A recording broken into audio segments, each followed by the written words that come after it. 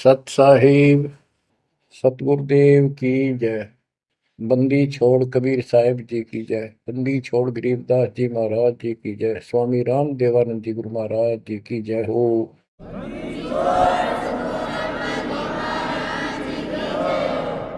सर्व संतों की जय, सर्व भक्तों की जय, धर्मी पुरुषों की जय।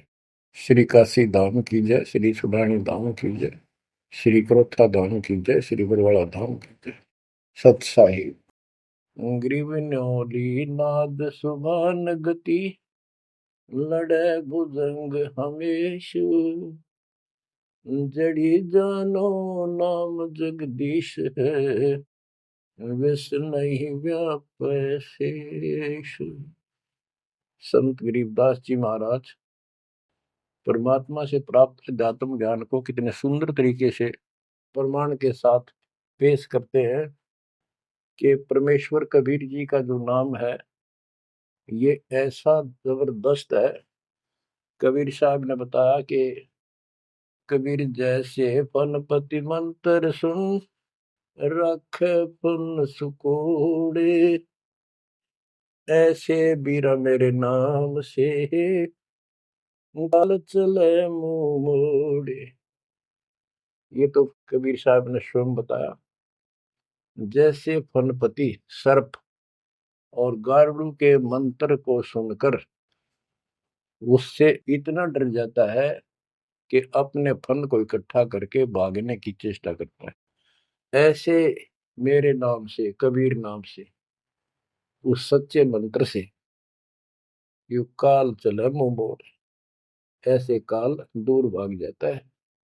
गरीबदास जी कहते हैं, यम किंकर कर जोड़ चले तिस देख रे, धर्मराय के अंक मिटावे लेख रे, जीव जुनी नहीं जा बाठा डे गही, दर्ग मंज हजूर पकड़ छे की बही।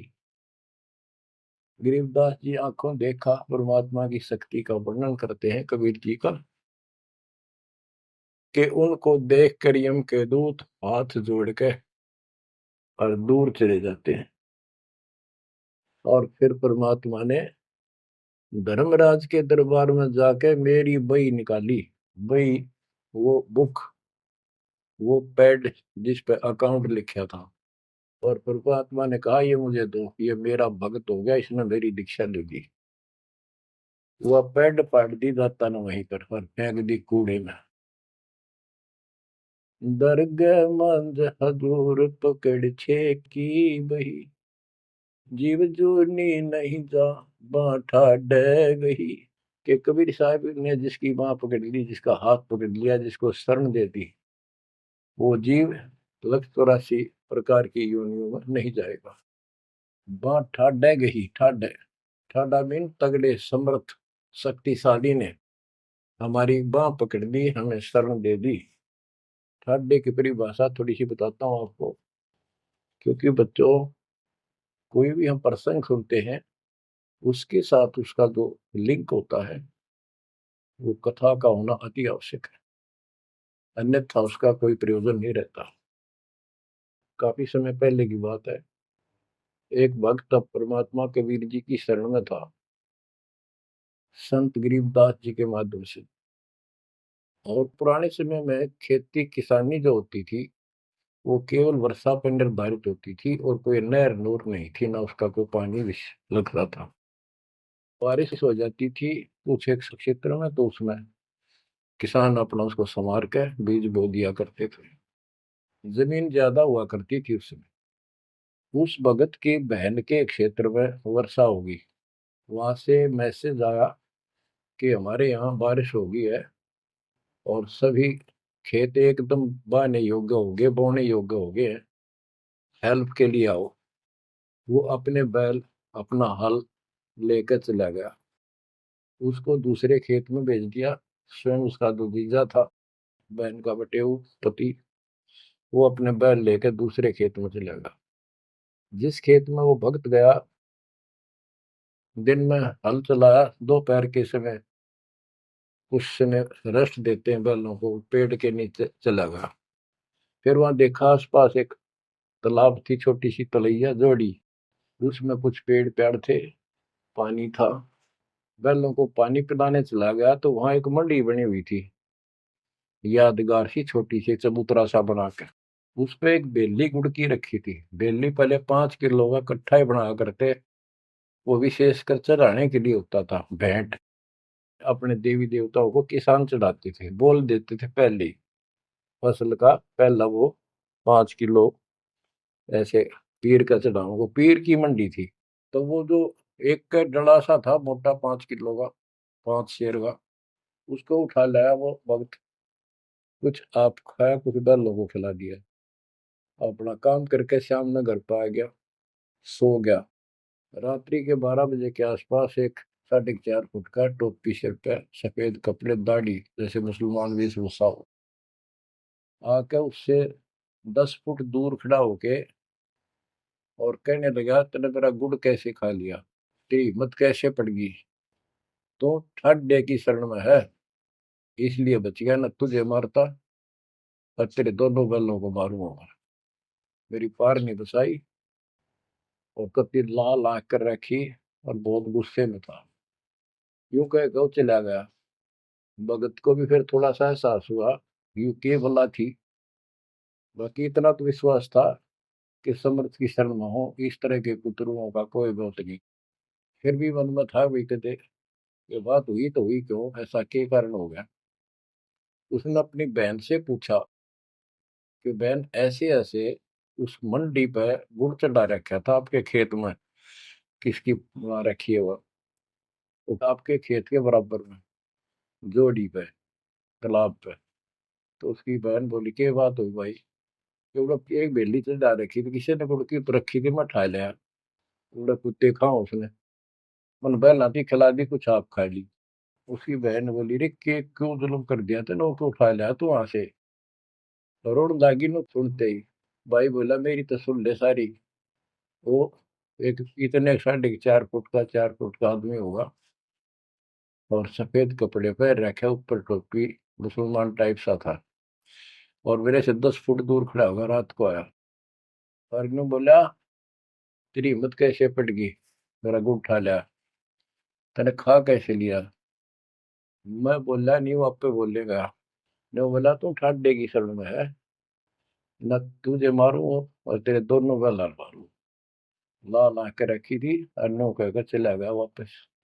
वह भेड़ और फूट फूट कर रोने लगी, बोला, रे तो मेरा काला मुंह कराओ, के जवाब दो, माने न्यू सहरू से तने के वो एक गुड़ पाया खाने को, हमारे आप सारे गुड़ की कमी है यहाँ पर। बहुत बुरी तरह लगी रो, भाई बचा कुकर मेरा भाई, अपने पति ने भी लड़न लगी, तने क्यों भेजा ही उस साइड में, तो इन्होंने क्यों ना भेजा, तेने बताना चाहिए था इसको पहले।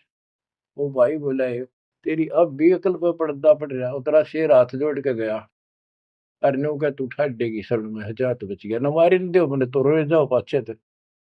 अरे मैं जिंदा जी रोने लग रही तो, पागल कहेंगी, इतनी भी अकल पे पर्दा पड़ गया तुम्हारे, मैं किसकी सुनूं पता है। मैं ये रिक्वेस्ट करूं थारे ते, तुम भी आ जाओ, ना भूतड़ा दिन डर डर मर जाओ। तो बच्चों, यम किंकर कर जोड़ चले तिस देख रे। बच्चों, आत्मा फूट फूट गाती है, चारों युग में संत पुकारे, कूक क्या हम हेल रे, हीरे माणिक मोती बरसैया जग तूता ढेर रे। ये डरे तो बड़ी आदत पड़ गई है। यम किंकर कर जोड़ चले तिस देख रे, धर्म राय की बंद मिटावे लेख रे। जीव जूनी नहीं जावा ठाडे गही, ठाडे में दर्द मंद हजूर पकड़ छे की वही। सुन मंडल सतलोक अगमपुर धाम है, धन बंदी छोड़ कबीर तुम्हारा नाम है।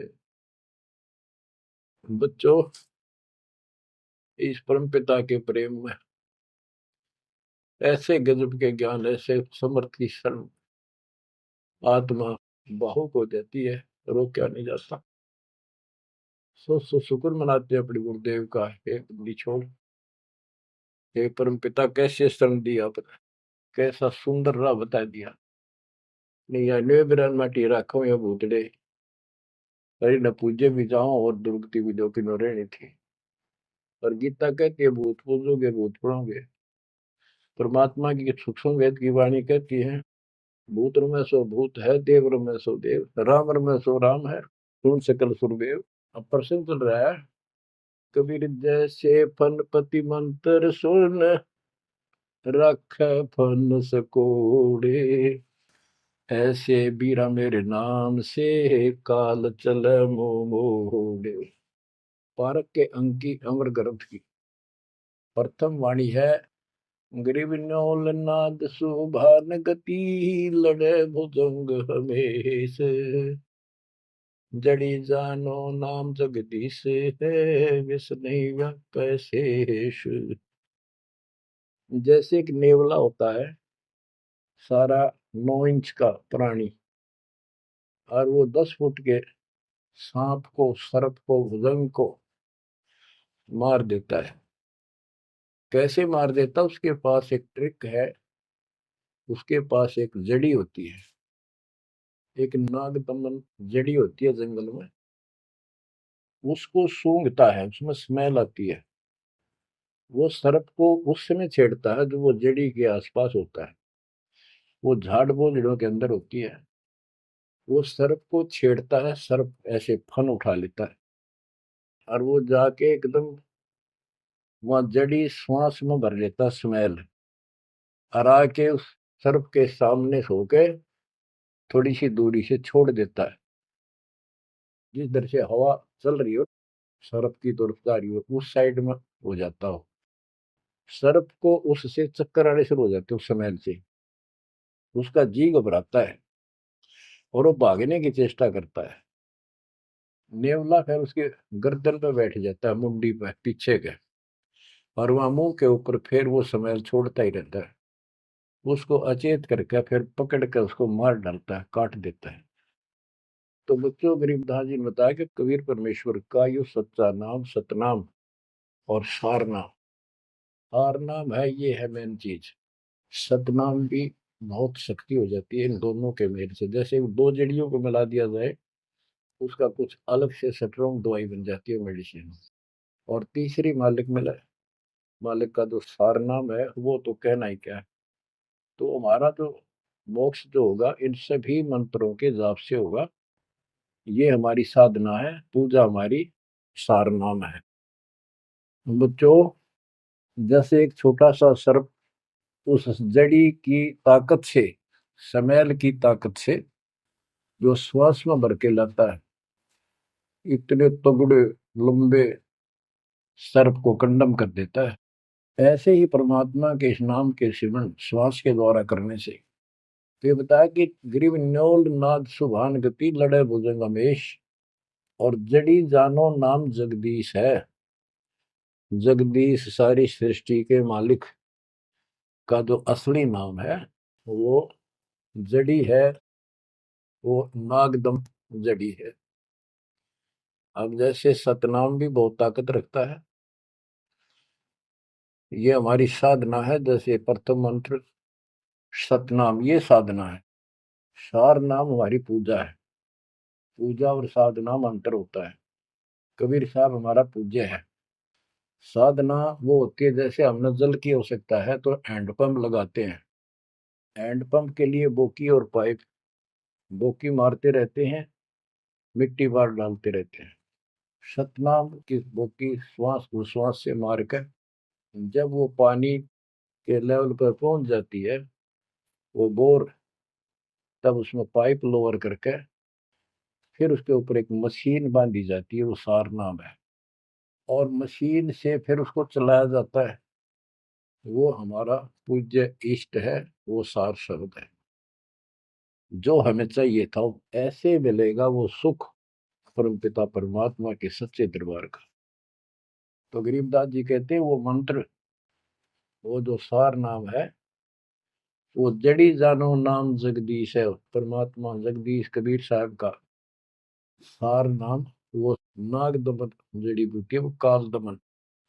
और विष्णु व्यापक शेष, छोटे से सांप की बात छोड़ो, शेष नाग जो सबसे बड़ा ताकतवर 1000 फुट का बंदर है, यानी काल 1000 भुजा का ताकतवर है, ये भी निकट नहीं आ सकता। बच्चों, किस्मत सराहा करो अपने, 100 गुण गाया करो। गरीबदास जी कहते हैं, गरीब साधों से ते मस्करी, ये चोरों नाल खुशाद, मल अखाड़ा जीतेंगे ये युगन युगन के माल। माल, रेसलर, पहलवान, इन नकली गुरुओं से तो खुश है सारा संसार, साधों से ती मस्करी, इन चोरा नाल खुशाद। हाय हाय, इन चोरों से, झूठे गुरुओं से खुश, और साधु संतों के मजाक करते हैं। ये तो मल अखाड़ा जीतेंगे युगन युगन के बाद। आप हो वो युगन युगन के माल। बच्चों, आपको बहुत बार प्रमाण दिए जाते हैं, देता ही रहूंगा आखिरी सांस तक, क्योंकि सिलेबस है, है। टीचर सारा साल सिलेबस पढ़ाता है, उल्टा सुल्टा उन्हें कोई रट्टा लगवाता है, और तब बच्चे सफल होते हैं। परमात्मा योगों से आपके साथ है। सतयुग में राजा अम्बरीश एक बहुत बड़े धार्मिक राजा हुए हैं, और खूब यज्ञ किया करते थे, भंडारे करते थे, ब्राह्मणों को खूब धन दान करते थे, लागड़ गऊ बांटा करते थे, 1000 लागड़ गऊ बांट देते। लागड़ माने बच्चे वाली, ब्याई हुई, दूध वाली। भोजन भंडारे करवाते थे, दक्षिणा देते थे। जैसा भी लोक वेद सुना था, गुरु जी ने बताया था, ऋषियों ने, वो सारा कुछ करते थे। परमात्मा वहां भी साथ रहते हैं, उनकी इज्जत रखते हैं भक्ति की, और बीच बीच में उनको समझाने की चेष्टा की, कोई ऋषि रूप बनाकर अम्बरीश जी को सच्चा मार्ग बताया, खूब ध्यान से सुना और नाम लिया। लेकिन वो ऋषि वहां सैकड़ों और मालिक एक। आखिर में राजा अम्बरीश भी हाथ खड़े कर गया, मालिक की साधना छड़ दी, और वो ऋषियों वाली वो शुरुआत कर। इतने अच्छे भगत विष्णु जी के बने हुए थे। बच्चों, अब हंसी भी आती है, दुख भी होता है। गरीब वेद पढ़े पर भेद न जाने, वाचे पुराने ठारा, और पत्थर की पूजा करे, भूल गए सृजनहारा। वेद पढ़ा करते ऋषि उस समय, केवल वेद। पुराण तो इनकी अपनी रचना है, फिर वो सा लिखते चले गए, और सारा वेद के विरुद्ध साधना करते करते और कराते थे।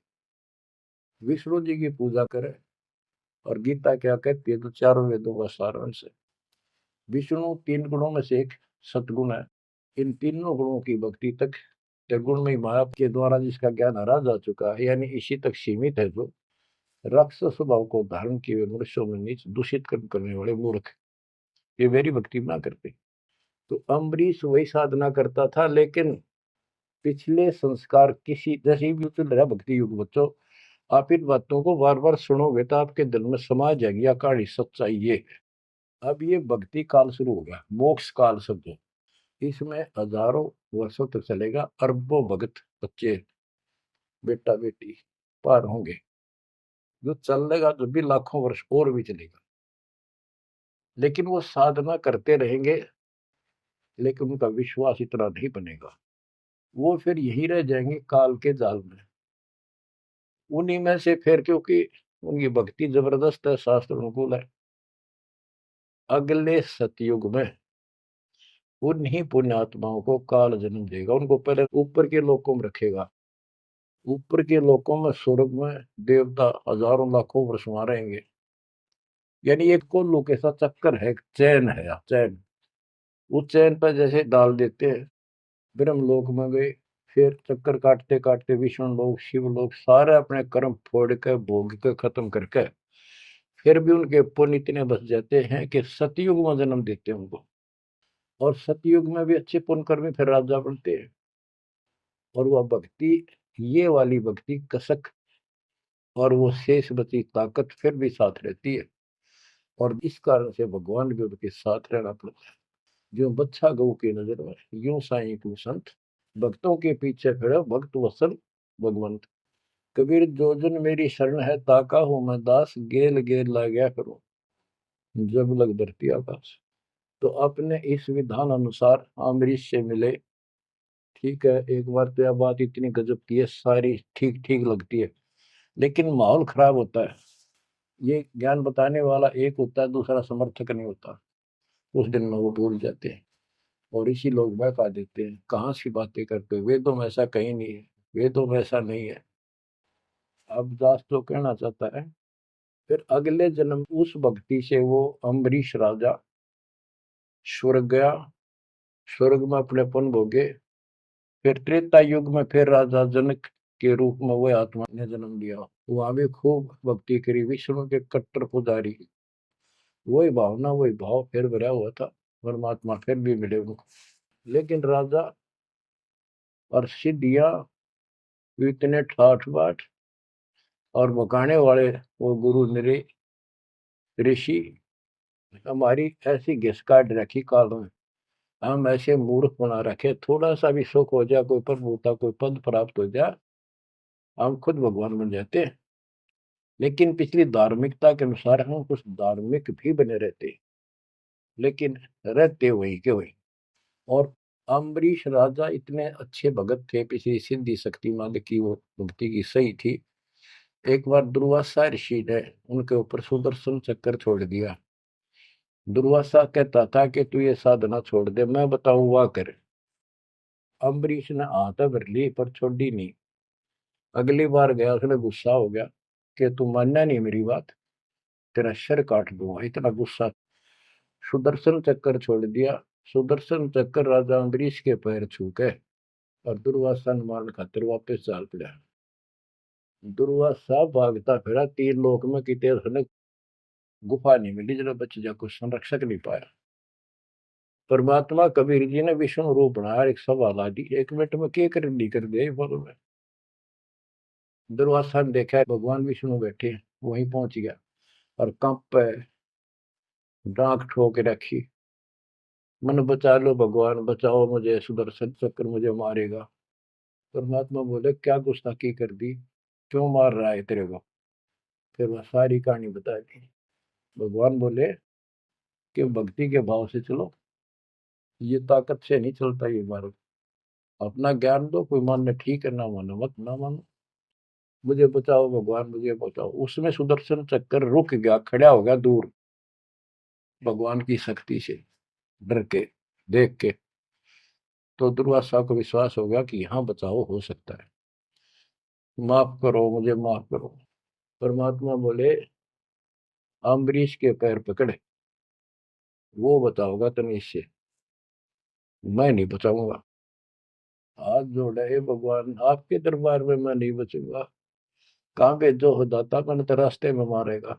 मिला जा, वही जान बचेगी तेरी। अम्बरीश के चरणों में गिरा वो, जिसने 56 करोड़ यादव मार दिए थे एक वचन पे। तो कहते हैं अपनी देसी कहावत हमारे यहाँ, शेर न सोआ शेर, जरूर टकराया कर, यही बकवाद करनी है ना। अम्बरीश के चरणों में मत्था टेका उसने, मेरी जान बख्शो महाराज, जान बख्शो बख्श दो। अम्बरीश राजा बोले महाराज मैंने कुछ नहीं कहा, तेरा कर्म तुझे मिला। और वो सुदर्शन चक्कर हाथ से पकड़ लिया राजा अम्बरीश ने और ऑफ कर दिया, शांत हो गया। बोला ले जा तेरी तोब। और भक्ति के भाव रहना चाहिए इंसान। बच्चों, अम्बरीश राजा की इतनी महिमा होगी, ऋषि भी हैरान थे जो उनके गुरु लोग थे। वो नहीं छोड़ कहते, मन तू सुख के सागर बस रे, और न ऐसा यस रे। तू सुख के सागर बस रे, ये झूठे यशों में कुछ नहीं धरा। वह सतयुग में महिमा होगी, फिर राजा जनक बन गए। राजा जनक वही भाग्य बाबा नानक बने। जब एक सुखदेव नाम के बाल ब्रह्मचारी माँ के गर्भ से भक्ति ले रहे थे और आकाश में उड़ जाने की सिद्धि थी। उस अर्धी की गांठ से पंसारी बढ़ जाते ये अपने बराबर किसी ने नहीं समझा था। राजा जनक के पैरों में पड़कर स्वर्ग तक जाने का विरोध करवाया। वो मोक्ष तक वो दूर की बात है, वो तो मार्ग ही नारा है। गरीब सुखदेव ने 84 भुगती बिना पजावे खरगो, तेरी क्या बुनियाद परानी, तू पेंडा पंथ पकड़ो।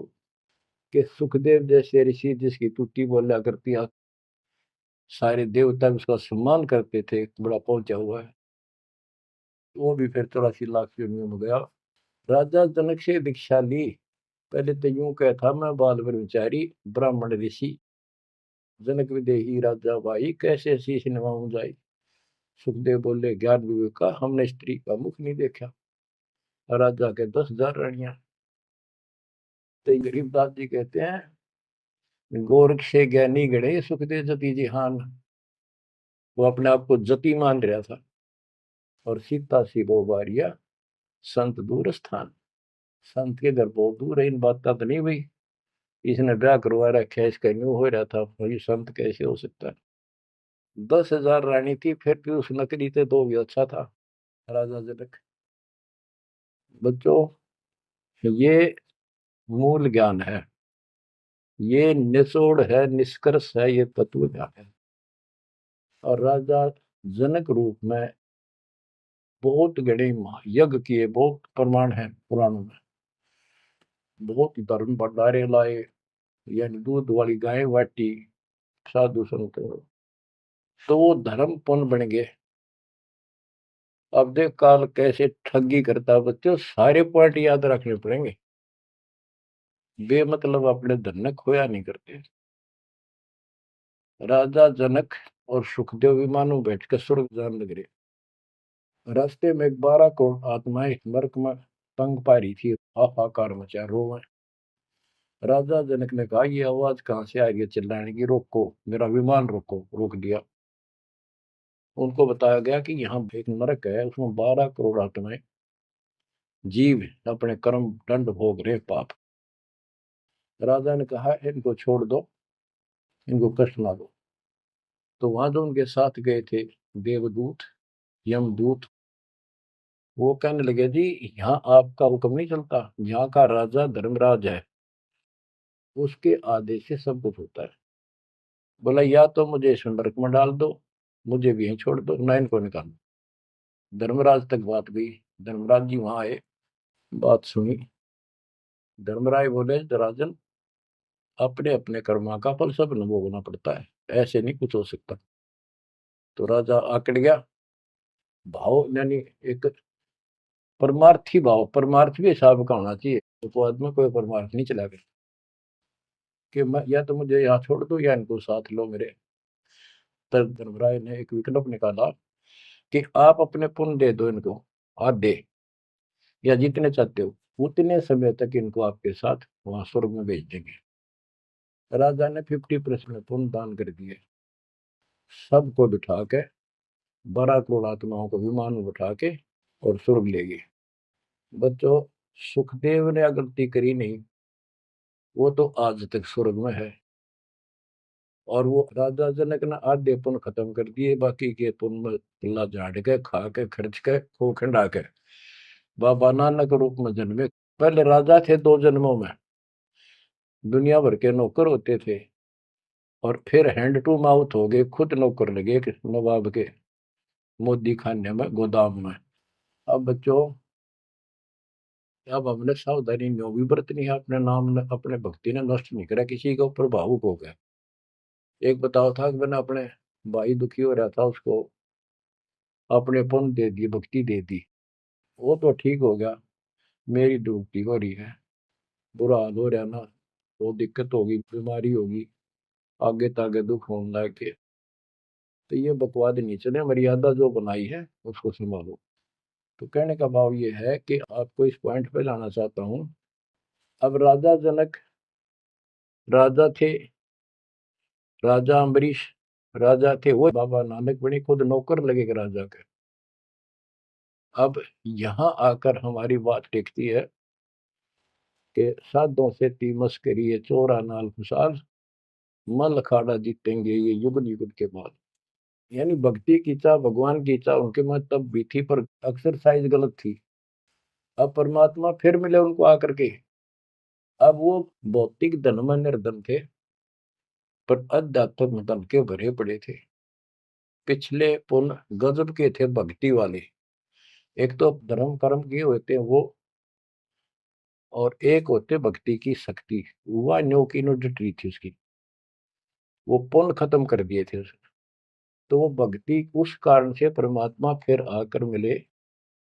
अब वो हैंड टू माउथ था, सुन ली। राजा होता तो तब भी ना सुनता। तो बच्चों, आज आप से कितने निर्धन हो और कितने धनवान हो, आप उस मालिक के सच्चे बच्चे हो। पिछले जन्म जन्मांतर से आप भक्ति करते हुए आ रहे हो। अब परमात्मा ने अपना वो धन देखना है। कबीर सब जग निर्धना धनवंता नहीं कोई, धनवान वा को जानियो जहाँ पर राम नाम धन वही है। आपके पास वो राम नाम का धन भरा पड़ा है। और जैसे सुकुच मीन मिलता नहीं भाई, स्वाति सीप सब ऐड ही जाई। सुकुच मीन सतगुरु हो आया, जिन परमात्मा का भेद बता। जैसे सीप और मोती का उदाहरण दिया जाता है कि स्वाति भी मिल गई सीप को, ऊपर की बूंद, मोती भी बन गया। लेकिन एक सुकुच मीन जब उसमें टक्कर ना मारे, उसने खुल नहीं, तो वह मोती माए गड़ गया और वह सीप भी मर गया। तो बच्चों, ये भक्ति धन थारा इब कभी नहीं गड़ मर जाता, सतगुरु ना मिलता था। तो अब आपका वो मोती सुरक्षित है। अब कहते सुकुच मीन सतगुरु हो आया, जिन परमात्मा का भेद बता। तो बच्चों, फिर बाबा नानक को मालिक ऊपर लेकर गए और उनको वो सच्चा राह बताया। उसके बाद उनकी जिंदगी बदल गई। यानी पहले वकील हो रहे थे काल के, सुने नहीं थे। अब जो बाबा नानक जी हिंदू धर्म में जन्मे थे, खत्री गोत्र था, और भगवान विष्णु कृष्ण राम कुर्बान थे इनके ऊपर। गीता का पाठ ब्रजलाल पांडे से पढ़ा करते थे और गीता पढ़ते थे। दाता मिले तो खूब तर्क वितर्क किए। आखिर में बोले अखा वेखो तो मानो। तो परमात्मा ने आई विटनेस भी बनाने थे। बेई नदी सुल्तानपुर के साथ से बह रही है। सुल्तानपुर में बाबा नानक की बड़ी बहन ब्याह रखी थी। वह अपनी बहन के वहां रहते थे, नौकरी करते थे नवाब के। सुबह सुबह स्नान करने जाया करते थे उस नदी पे। वहां परमात्मा ने 2-3 मीटिंग करी। तीसरी बार जब आए, ने बोले आंखें देखो जो मानो। बात सारी समझ में आ गई। गीता बार बार देख ली, पढ़ ली, सच्चाई भगवान कोई और है। और चाह भी थे, पर पुराना ज्ञान और कोई नो समर्थक नहीं गया, बात सच्ची है। तो वो कहने लगे आंखा देखो तो मानो। कबीर साहब और बाबा नानक जी परमात्मा समकालीन थे। बाबा नानक जी का जन्म सन 1469 में हुआ, 1469 में। और 1539 में वो शरीर छोड़ के गए। और परमात्मा जी 1518 में गए। तो 1469 से 1518 तक समकालीन थे। तब आंखों देखा सतलोक 3 दिन तक नानक साहब जी का शरीर कहीं और छुपा के उनकी आत्मा को लेके गए, फिर छोड़ा तीसरे दिन। उसके बाद तो दुनिया बदल गई उनकी। वो सब पूजाएं त्याग माल की शरण में आ गए। घर में विरोध, सारे समाज में विरोध है। उसके पिता भी बहुत दुखी हो गए, तो के पैदा हो गया हमारे, देवी देवताओं को ऐसा गलत बोलता है। तो बहुत परेशान हुए। लेकिन जब आंखों देख ली, कौन सुने किसकी। सूरवीर होते हैं संत, संत सिपाही और शेर पीछे नहीं हटते। तो बच्चों, सारा ज्ञान सत्संग से होता है। परमात्मा का और उस प्यारी आत्मा का, आत्मा और परमात्मा नानक साहब का सत्संग हुआ। सत्संग से बात स्पष्ट हुई। अब पारक के अंक की वाणी सुनाता हूँ कुछ। साधों से ती मस्करी ये चोरा नाल खुशाल, मल अखाड़ा जीतेंगे ये युगन युगन के माल। अब वो बाबा नानक युगन युगन के माल थे और वह जीते, डट के खड़े हो गए। फिर जब ज्ञान समझ में आ गया, सारा संसार मीराबाई थी युगन युगन की माल, सत्संग में जाना ना छूटे माँ, फिर जल के मरो संसार। तो बच्चों इस स्थिति में तुम नहाना पड़ेगा एक दिन, जब जाता राजी होगा। और ये ज्ञान खुद देता है भगवान, और वो आत्मा जो इसको सुनकर कुर्बान हो जाती है, वो महान आत्मा होती है। गरीब अंश गवन करते नहीं, मान सरोवर छाड़, कौवे उड़ उड़ जात हैं खाते मसाहाड़। हंस और कौवे और बुगले सब पक्षी कहलाते हैं।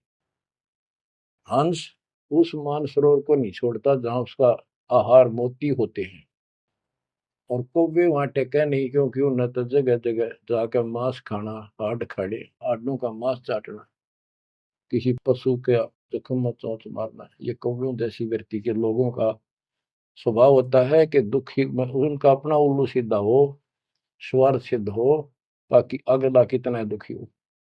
ये कौवे जैसे जीव होते हैं। अब यहाँ बताते हैं, कबीर साहब कहते हैं, गरीब अंश गवन करते नहीं, मान सरोवर छाड़, कौवे उड़ उड़ जाते हैं खाते मांसाहाड़। गरीब मान सरोवर मुक्ति फल, मुक्ता हल के ढेरे, कौवा आसन न बंद जब भूमि दीन सुमेरी। गरीब कौवा रूपी बेक है, ना प्रतीत यकीन, 68 का फल मेटे करे भये दीन बेदीन। गरीब हंस दशा तो साध है, सरोवर है सतसंग, मुक्ता हलवाणी चुगे फिर चढ़त नवेला रंग। अब स्पष्ट कर दिया कि ये सत्संग जो है ये मानसरोवर है, और भगत साध ये हमारे हंस हैं। अब कौवे बुगले तो मेंढक मछली अड़ंगा कुवाड़ बकवाद करते हैं, और हंस केवल मोती खाता है। इसी प्रकार निर्विकार जो भगत आत्मा बन गए, बेटा या बेटी, वो हंस जैसे हैं, वो केवल मालिक की वाणी, परमात्मा की भक्ति और धर्म कर्म रूपी मोती खाते हैं।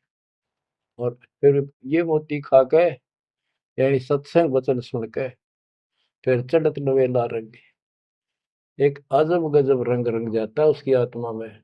आत्मा इतनी मजबूत हो जाती है जैसे बाबा नानक की होगी, जैसे मीराबाई की होगी, ऐसी आपकी भी होगी, इस सत्संग से होगी। बच्चों, ये सत्संग मिला ही नहीं था अपने को आज तक। या परमात्मा की कलम तोड़ कृपा आप पर देखो ना, कितना होने लग रही रहे उस बालक ने, उस परमात्मा ने कि ये वो वचन याद कर लो, सतगुरु जो चाहे सो कर ही 14 कोट दूत जब डरी। ये जो चाहे सो कर लो, ये प्रमाण देख यो कर दिया। ऊत भूत चमतरास निवार और चित्रगुप्त के कागज पाड़े। पुण्यात्माओं, धन्य आपके माता पिता जिनसे जन्म, और धन्य आपकी किस्मत, धन्य आपकी पिछली करनी, और धन्य आपके इस समय को कि आपका जन्म किस समय में हुआ है। इस माल्य के प्रयत्न को, दास के इस प्रयत्न को हल्के में ना लेना। पुण्यात्माओं, उस दाता की अमर कथा आपके हृदय में भर रहा हूं, ये अमृत हार आपको करा रहा हूं। बच्चों, कुर्बान हो जाओ। समय पहचान दो, टाइम बार बार नहीं आता होगा आपका। ये संसारिक धंधे थे कर कर मर लिए, इनमें फिर भी पूरा ना पटता। इस मालिक की तरफ ध्यान ज्यादा दो, हर चीज में बरकत दिखा दूंगा, नारी नारी। परमात्मा आपको मोक्ष दे, आपको समय देश अनुभव रतन, इस मानसरोवर बनाने का, आत्मा के मैल कटाने का सत्साई।